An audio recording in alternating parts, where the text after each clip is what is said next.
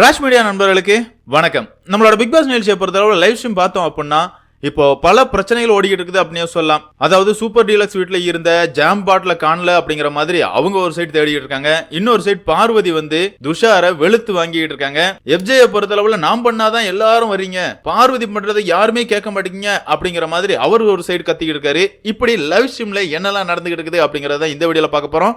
வீடியோக்குள்ள போறதுக்கு முன்னாடியே நம்ம சேனலுக்கு நீங்க புதுசா இருந்தீங்க அப்படின்னா மறக்காம சப்ஸ்கிரைப் பண்ணிருங்க. வாங்க வீடியோக்குள்ள போலாம். அதாவது இந்த வாரத்துக்கான டாஸ்க பொறுத்தளவுல எல்லா சீசன்லயும் நடக்கிற மாதிரி பொம்மை டாஸ்க கொடுத்திருக்காங்க. ஆனா இந்த டாஸ்க் ஒழுங்கா பிக் பாஸ் டீம் விளையாடுறாங்களா அப்படின்னு கேட்டா கிடையாதுங்க. இந்த டாஸ்க் எல்லாருமே தனித்தனியா விளையாண்டா சுவாரஸ்யமா இருக்கும். ஆனா இவங்களை பொறுத்தளவுல பிக் பாஸ் வீடு, சூப்பர் டீலக்ஸ் வீடு அப்படிங்கிற மாதிரி பிரிச்சு தான் விளையாண்டுட்டு இருக்காங்க.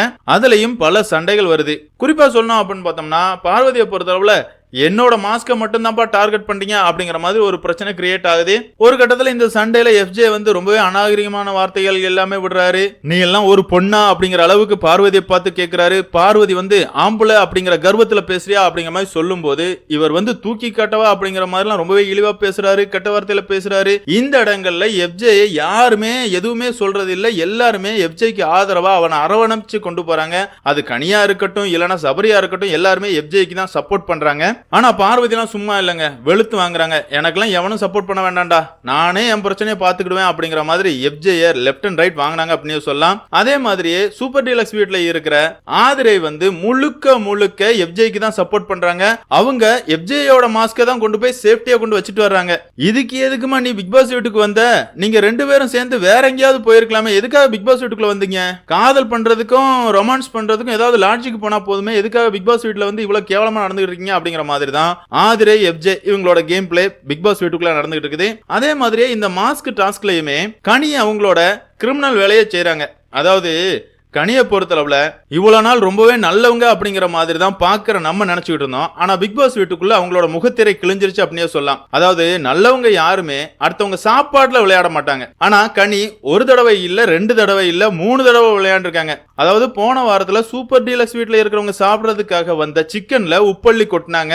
ஆனா சூப்பர் டீலக்ஸ் வீட்டுல இருக்கிறவங்கள பொறுத்தளவுல சாப்பாடை வேஸ்ட் பண்ணக்கூடாது அப்படிங்கறதுக்காக அந்த உப்பு சிக்கனையும் சாப்பிட்டாங்க. அதே மாதிரிதான் இந்த வாரத்தை பொறுத்தளவுலையும் விதிகளை மீறி, அதாவது சூப்பர் டீலக்ஸ் வீட்டுல இருக்கவங்க சாப்பிட்டதுக்கு அப்புறமா தான் பிக் பாஸ் வீட்டுல இருக்கிறவங்க சாப்பிடணும். ஆனா இது விதிமீறலா இருந்தா இதுக்காக என்ன பனிஷ்மெண்ட் கொடுத்தாலும் நான் வாங்கிக்கிறேன், நம்ம சாப்பிடுவோம் அப்படிங்கிற மாதிரி பிக் பாஸ் வீட்டுல இருக்கிறவங்க எல்லாருமே கனியோட பேச்சை கேட்டு கஞ்சி சாப்பிடுறாங்க. அது தப்பு கிடையாது. ஆனா அந்த கஞ்சை சாப்பிட்டுட்டு மீதம் இருக்கிற கஞ்சை சூப்பர் டீலக்ஸ் வீட்டுல இருக்கிறவங்க சாப்பிட கூடாது அப்படிங்கறதுக்காக அதுல உப்பள்ளி கொட்டுறாங்க. கனி உப்பள்ளி கொட்டுறதோட நிப்பாட்டாம அதையும் கழுவி சாப்பிட கூடாது அப்படிங்கறதுக்காக அந்த சோறை பிணைஞ்சு மையா கரைச்சாங்க பாருங்க. அதுலயே கனியோட புத்தி என்ன அப்படிங்கிறது நமக்கு தெரிஞ்சிருச்சு.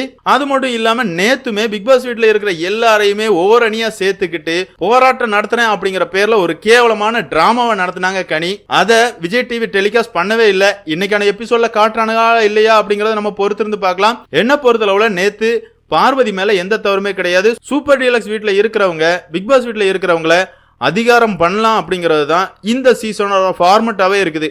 அப்படி பார்க்கும்போது கிச்சன் ஏரியால பார்வதி சும்மா வந்து உட்காரதான் செஞ்சாங்க. அது பண்ணக்கூடாது, அவங்க இப்படி பண்றதுனால நாங்க போராட்டம் பண்றோம், அவங்களால நாங்க சாப்பிடல அப்படிங்கிற மாதிரி ஒரு சிம்பத்தியை கிரியேட் பண்ணது கேவலமான நாடகமா தான் இருந்துச்சு.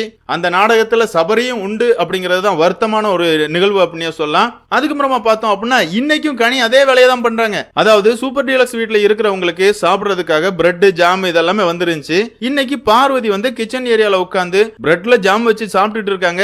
சாப்பிட்டு முடிச்சவங்க அந்த ஜாம் பாட்டில எடுக்கிறதுக்கு மறந்துட்டாங்க. இத கவனிச்சுக்கிட்டு இந்த கனி என்ன பண்றாங்க அப்படின்னு பார்த்தோம்னா அந்த ஜாம் பாட்டில எடுத்துட்டு போய் ஒளிச்சு வைக்கிறாங்க. ஒளிச்சு வைக்கும் போது அவங்க என்ன சொல்றாங்க அப்படின்னு பார்த்தோம்னா, நம்ம எல்லாம் சாப்பிடறதுக்கே வழி இல்லாம இருக்கும், நம்ம கண்ணு முன்னாடி பிரெட் ஜாம் எல்லாம் வச்சு விதவிதமா தின்னுகிட்டு இருக்காங்க, இதெல்லாம் என்னால பாத்துக்கிட்டு இருக்க முடியாது அப்படிங்கிற மாதிரி பேசிட்டு இருக்காங்க. அதாவது கனியை பார்க்கும் போதே இரிட்டேட் ஆகுதுங்க. ஒரு சூனியக்கார கிளவிய பார்த்த மாதிரியே கனியை பார்க்கும் போது ஃபீல் ஆகுது. நீங்க எப்படி ஃபீல் பண்றீங்க அப்படிங்கறத கமெண்ட்ல மென்ஷன் பண்ணுங்க. சரி, இத்தோட நிப்பாட்டினாங்களா கனி அப்படின்னு பார்த்தோம்னா அதுவும் கிடையாது. இந்த மாஸ்க் டாஸ்க்லயுமே பிக் பாஸ் ஹவுஸ்ல இருக்கிற போட்டியாளர்கள் எல்லாரையும் ஒன்னா உட்கார வச்சு, எப்பா கேம்ல நம்ம ஜெயிச்சே ஆகணும், நம்ம எல்லாருமே ஓரணியா செயல்படணும், முதல்ல பார்வதி அவுட் ஆக்கி வெளியே அனுப்பணும் அப்படிங்கிற மாதிரி தான் இந்த கேமே ஸ்டார்ட் பண்றாங்க. அந்த வகையில அந்த பொறுப்பை ஏத்தெடுக்கிறது யாரு அப்படின்னு பார்த்தோம்னா சபரி தான். அதாவது ஒரு 3 ரவுண்டு நடந்திருக்கு. அந்த 3 ரவுண்ட்லயுமே சபரி பார்வதியோட போட்டோ மட்டும் தான் எடுக்காரு. எதுக்கு பார்வதி மேல இவ்வளவு வன்மம் அப்படிங்கிறது நமக்கு புரியல. என்னதான் இருந்தாலும் இப்போதைக்கு லைவ் ஸ்ட்ரீம்ல 2 ரவுண்ட் நடந்து முடிஞ்சிருக்கு. இதுல எமியும் பார்வதியும் இந்த ஆட்டத்திலிருந்து வெளியேற்றப்பட்டிருக்காங்க. இந்த ஆட்டம் முடியற நேரத்துல கமருதீன் அவரோட குணத்தை காட்டுறாரு. அதாவது யார் யார் யாரோட மாஸ்க் எடுத்தீங்க அப்படிங்கிற மாதிரி பிக் பாஸ் கேட்கிறாரு. எல்லாருமே அவங்கவுங்க யாரோட மாஸ்க் எடுத்தாங்களோ அதை சொல்லிக்கிட்டு இருக்காங்க. அந்த இடத்துல வாட்டர்மெலன் ஸ்டார் திவாகரை பொறுத்தளவுல சார் நான் என்னோட போட்டோவை தான் எடுத்தேன்னு சொல்லும் போது இவன் காரி துப்புற மாதிரி ஒரு ரியாக்ஷன் கொடுக்குறான். யாரு? கமருதீன். உடனே இதை பார்த்துக்கிட்டு இருந்த பார்வதி ஏன்டா இவ்வளவு கேவலமா நடந்துகிட்டு இருக்க, ஒன்னதாண்டா காரி துப்பணும் போல இருக்குது, சீ தூ அப்படிங்கிற மாதிரி சொல்றாங்க. அது மட்டும் இல்லாம இந்த வார கேப்டனா இருக்கிற துஷார் என்ன அவுட் ஆக்கணும் அப்படிங்கறதுக்காக தான் என்னோட போட்டோவை எப்பவுமே மேல் வரிசையில வச்சிருக்காரு அப்படிங்கிற மாதிரி ஒரு கம்ப்ளைண்ட பார்வதி சொல்றாங்க. இதை டைரக்டா துஷார் கிட்ட தான் சொல்றாங்க. ஆனா துஷாரை பொறுத்தளவு நான் அப்படிலாம் பண்ண கிடையாது, நான் எப்பவுமே எல்லாருக்கும் நேர்மையா தான் நடந்துகிட்டு இருக்கேன், நான் எல்லாருக்கும் பொதுவான ஆள், நான் தான் தலை அப்படிங்கிற பேசியிருக்கான். இந்த தருதலை எவன் தலைன்னு சொல்றான்னு தான் தெரியலங்க. அதாவது துஷாருக்கு புதுசா நிறைய பேர் ஃபேன் ஃபாலோவர்ஸ் வந்திருக்கீங்க, யாரும் இல்லைன்னு சொல்ல. அவன் தான் பாக்குறதுக்கு கொரியன் மாதிரி இருக்கானே. பொதுவாவே இப்ப தமிழ்நாட்டுல கொரியன் பாய்ஸுக்கு தானே டிமாண்ட் அதிகமா இருக்குது. அந்த வகையில இந்த கொரியன் மாதிரி இருக்கிற துஷாருக்கு ஆதரவு அதிகமா இருக்குது, அதெல்லாம் இல்லைன்னு சொல்ல. இவன் கேப்டனா என்னத்தை கிழிச்சான்னு நீங்க சொல்லுங்க முதல்ல. இன்னைக்கு கனி திருடிட்டு போய் ஜாம ஒளிச்சு வைக்கிறாங்கல்ல, அந்த இடத்துல கேப்டன் உட்கார்ந்து இருக்கான். அவன் பொதுவான ஆளு தானே, இப்படி செய்யக்கூடாது அப்படிங்கறத கனிக்கிட்ட சொல்லணுமா வேண்டாமா? ஒன்னும் சொல்லல. அதே மாதிரி தான் சூப்பர் டீலக்ஸ் வீட்ல இருக்கிறவங்க சாப்பிடக்கூடாது அப்படிங்கறதுக்காக கனி உப்பள்ளி கொட்டினாங்கல்ல, அந்த விஷயமும் இதே துஷாருக்கு தெரியும். அதை தடுத்தாரா? கிடையாது. அதே மாதிரி தான் பிக் பாஸ் வீட்ல இருக்கிற கமருதீன் அப்படிங்கிற சைக்கோ பல இடங்கள்ல திவாகரை கேவலப்படுத்துறான், அசிங்கப்படுத்துறான், தொடர்ந்து வம்பழுத்துக்கிட்டே இருக்கிறான். இதுக்கு எதிராக துஷார் ஏதாவது கேள்வி கேட்டானா? எதுவும் கேட்கல. முழுக்க முழுக்க அரோரா பின்னாடி சுத்துறத மட்டும்தான் வேலையா வச்சிருக்கான். இவன் கேப்டனா ஒரு வேலையும் புடுங்கல.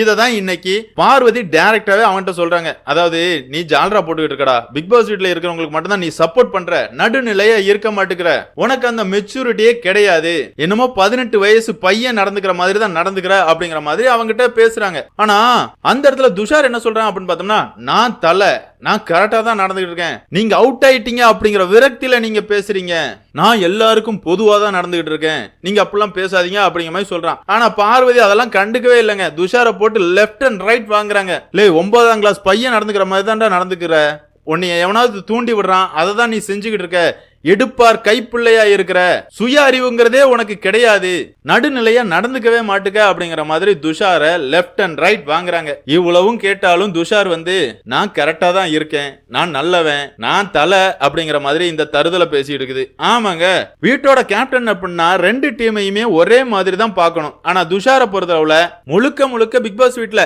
அதாவது கனிக்கு சொம்பு அடிச்சுக்கிட்டு இருக்காரு துஷார். அப்படி இருக்கும்போது இவர் எப்படி வீட்டோட கேப்டனா இருக்க முடியும்?